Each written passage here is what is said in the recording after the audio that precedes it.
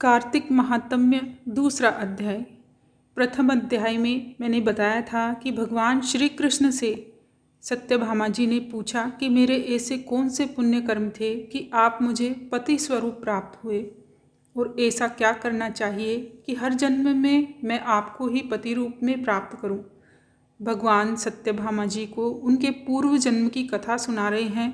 कथा आगे बढ़ती है और श्री कृष्ण कहते हैं, दूसरे अध्याय में भगवान श्री कृष्ण बोले, हे प्रिय, जब गुणवती ने सुना कि राक्षस ने उसके पिता और पति को राक्षस ने खा लिया है, तो वह दुखी होकर जोर जोर से विलाप करने लगी। वह अपने दुख में जोर जोर से चिल्लाती कि उसके भोजन, वस्त्र और सुरक्षा का प्रबंध कौन करेगा। पिता और पति से विहीन स्त्री कैसे अपना जीवन बिताएगी। इसी शोक में विलाप करती हुई और अचेत होकर भूमि पर गिर गई। जब उसकी चेतना लौटी तो किसी तरह घर का सारा सामान बेचकर उसने यथासंभव पिता और पति की पारलौकिक क्रिया कर्म किया। उसके बाद उसी नगर में रहते हुए इंद्रियों को वश में रखकर भगवान विष्णु की भक्ति में तत्पर होकर शांति से रहने लगी। जीवन के अंतिम समय तक एकादशी और कार्तिक मास के व्रत स्नादि नियम पूर्वक करती रही। श्री कृष्ण जी इतना बताने के बाद सत्यभामा से बोले, हे प्रिय, ये दोनों व्रत मुझे अत्यधिक प्रिय है, जिसके करने से भोग और मोक्ष की प्राप्ति होती है, पुत्र और संपत्ति की प्राप्ति होती है। कार्तिक की तुला राशि पर सूर्य निकलने पर अगर महापापी भी प्रातः स्नान करते हैं तो वे भी मुक्ति को प्राप्त करते हैं। जो मनुष्य स्नान, जागरण, दीपदान और तुलसी आराधना करते हैं वे विष्णु रूप को प्राप्त हो जाते हैं। भगवान विष्णु के मंदिर में जो लोग साफ सफाई, भजन, कीर्तन एवं पूजन करते हैं वे जीवन मुक्त होते हैं।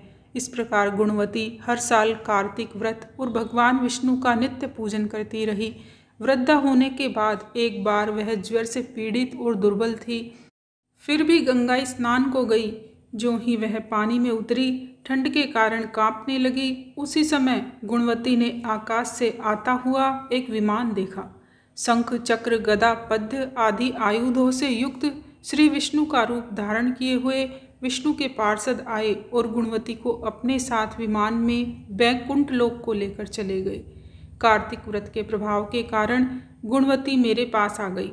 जब ब्रह्मादि देवताओं की प्रार्थना पर मैंने पृथ्वी पर अवतार लिया, तब वे गण भी मेरे साथ आए।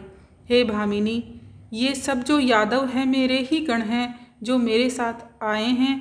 तुम वही गुणवती हो जो कार्तिक स्नान के प्रभाव से मुझे अति प्रिय हो। तुम्हारे पिता देव शर्मा इस जन्म में तुम्हारे पिता सत्राजित हुए और तुम्हारे पति चंद्र शर्मा इस जन्म में अक्रूर जी बने। तुमने तुलसी का बाग लगाया था, उसी का प्रभाव है कि यह कल्प वृक्ष तुम्हारे आंगन में है। कार्तिक मास में जो तुमने दीपदान किए हैं उसी फल से तुम्हारी देह सुंदर हुई और घर में लक्ष्मी का वास है। तुमने समस्त व्रत के फल पति स्वरूप भगवान को अर्पण किए थे, इसलिए मेरी पत्नी बनी हो।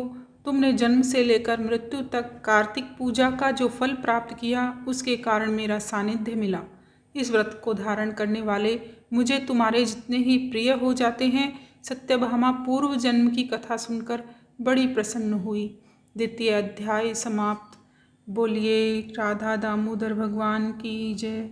कथा अच्छी लगी तो वीडियो को लाइक, कमेंट, शेयर और हमारे चैनल को सब्सक्राइब करें। धन्यवाद।